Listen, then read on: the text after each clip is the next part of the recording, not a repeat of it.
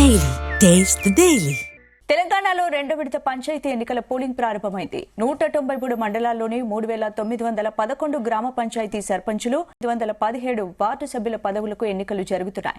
ఇక 12782 మంది సర్పంచ్ పదవులకు, 71071 మంది వార్డు సభ్య స్థానాలకు బరిలో నిలిచి తమ అదృష్టాన్ని పరీక్షించుకుంటున్నారు.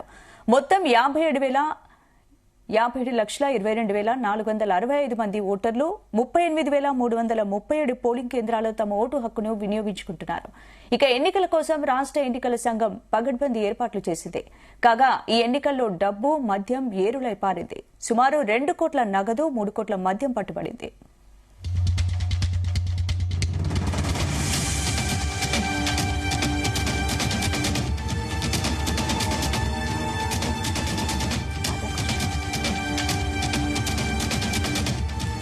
ఇందుకు సంబంధించి పూర్తి అప్డేట్స్ మా చీఫ్ న్యూస్ కోఆర్డినేటర్ రాధాకృష్ణ అందిస్తారు. రాధాకృష్ణ, గుడ్ మార్నింగ్ స్పందన. తెలంగాణలో రెండవ దశ గ్రామ పంచాయతీ ఎన్నికలు, సర్పంచ్ ఎన్నికలకు పూర్తి స్థాయిలో పోలింగ్ కాసేపటి క్రితమే ప్రారంభమైంది. సో మొన్న మొదటి విడత అయిపోగా ఈ రోజు రెండో విడత సర్పంచ్ ఎన్నికలు జరుగుతున్నాయి. మొత్తంగా కూడా 3911 సర్పంచ్ స్థానాలకు ఈ రోజు ఎన్నికలు జరగబోతున్నాయి. దీంతో పాటు 29,917 వార్డు సభ్యులకు ఎన్నికలు జరగబోతున్నాయి.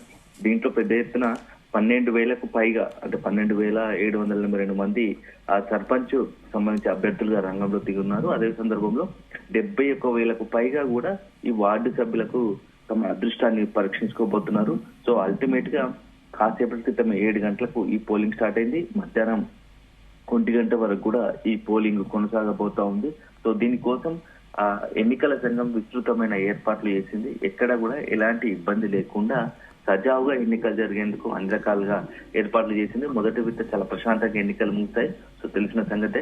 సో ఈ రోజు రెండో విడత కూడా అదే స్థాయిలో ఎక్కడ కూడా ఇబ్బంది లేకుండా, పరిస్థితి ఎలాంటి అవాంఛనీయ ఘటనలు జరగకుండా కూడా ఈ యొక్క పెద్ద ఎత్తున ఈ యొక్క ఎన్నికల సంఘం ఏర్పాట్లు చేసింది.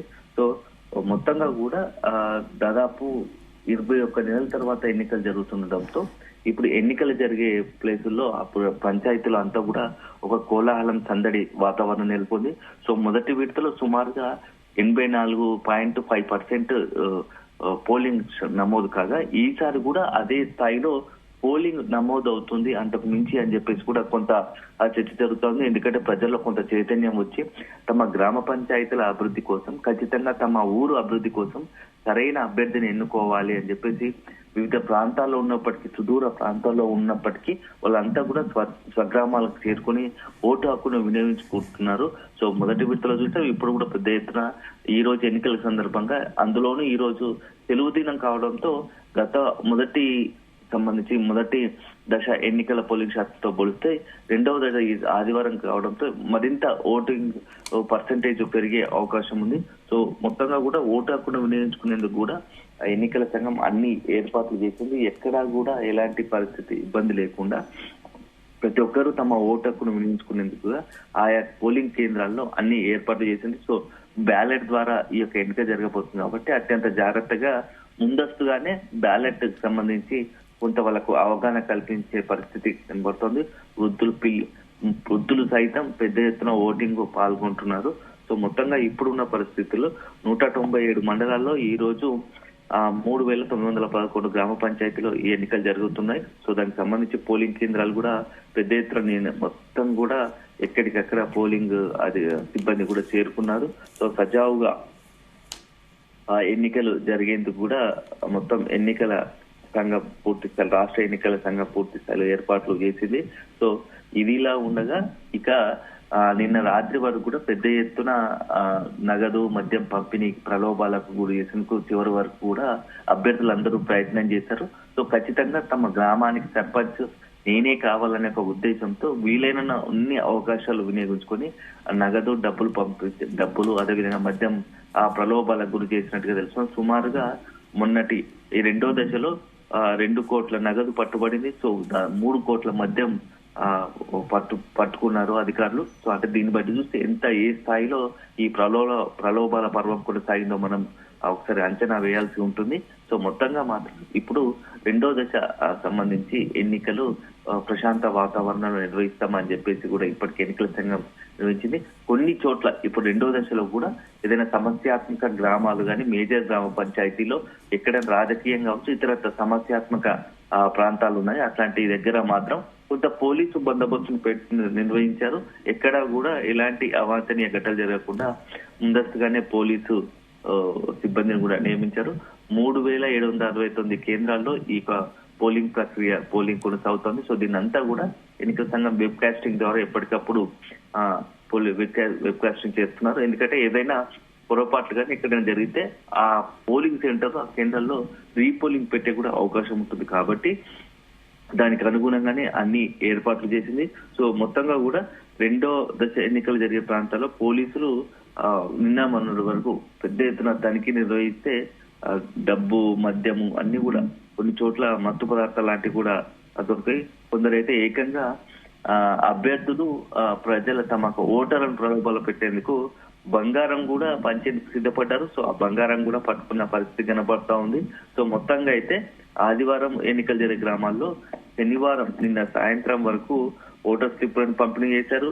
ఈ పోల్ మొబైల్ యాప్ ద్వారా తెలంగాణ పోల్ మొబైల్ యాప్ ద్వారా కూడా ఓటర్లు స్లిప్లు డౌన్లోడ్ చేసుకోవచ్చని కూడా ఎవరైతే ఉన్నారో ఓటర్కు నియోజకవర్గ వాళ్ళందరికీ కూడా ఇప్పటికే సమాచారం అందించారు. అదే సందర్భంలో కొన్ని గుర్తింపు కార్డులు ఉన్నటువంటి వాటిని పర్టికులర్ గా ఈ గుర్తింపు కార్డులలో ఏదో ఒకటి తీసుకొచ్చినా తమ ఓటు హక్కును వినియోగించుకునే విధంగా కూడా ఎన్నికల సంఘం అవకాశం ఇచ్చింది.